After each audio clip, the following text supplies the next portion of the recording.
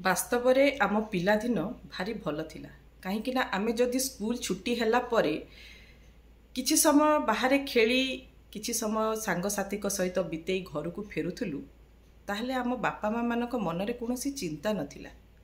ଆମକୁ ଯଦି କୌଣସି ସ୍କୁଲ ବା ଶିକ୍ଷାନୁଷ୍ଠାନରେ ସେମାନେ ଛାଡୁଥିଲେ, ତାହେଲେ ତାଙ୍କ ମନକୁ କେବେ ପାପ ଛୁଁ ନଥିଲା। ହେଲେ ଆଜି ପ୍ରତ୍ୟେକ ଦିନ ଯେଉଁ ଯେଉଁ ଘଟଣା ଯେଉଁ ଯେଉଁ ଖବର ଆମେ ଶୁଣୁଛୁ ବା ପଢୁଛୁ, ତାହା ଆମର ସମାଜର, ଆମର ନୈତିକତାର ଏବଂ ଆମର ବିଶ୍ୱାସର ମେରୁଦଣ୍ଡକୁ ହଲେଇ ଦେଉଛି।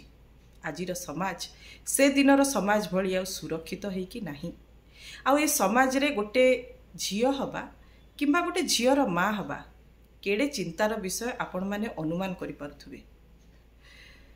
ମୁଁ ଜାଣିନି ଟେକ୍ନୋଲୋଜି ଏତେ ଉନ୍ନତି କଲା ପରେ ଉର୍ବର ମସ୍ତିଷ୍କ ଜାଗାରେ ଏଭଳି ବିକୃତ ମସ୍ତିଷ୍କର ସୃଷ୍ଟି କେମିତି ହେଉଛି, ଆଉ ସେ ବିକୃତ ମସ୍ତିଷ୍କର କାରଖାନା କେଉଁଠି ଅଛି, ସେ ପ୍ରଡକ୍ଟ କିଏ ତିଆରି କରୁଛି ଆଉ ତାକୁ ଡେଲିଭରି ଦେଉଛି କିଏ।